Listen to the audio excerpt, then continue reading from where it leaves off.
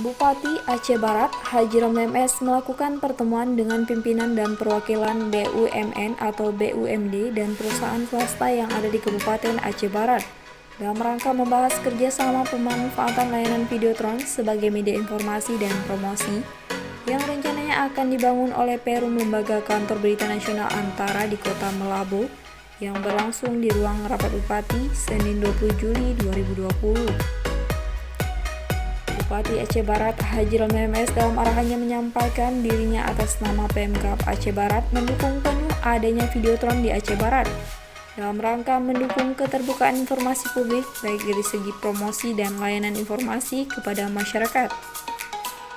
Dikatakannya, Aceh Barat selama ini belum ada wadah atau media promosi yang memadai. Untuk itulah perlu adanya Videotron sehingga publik dapat melihat apa saja potensi dan kegiatan di Aceh Barat.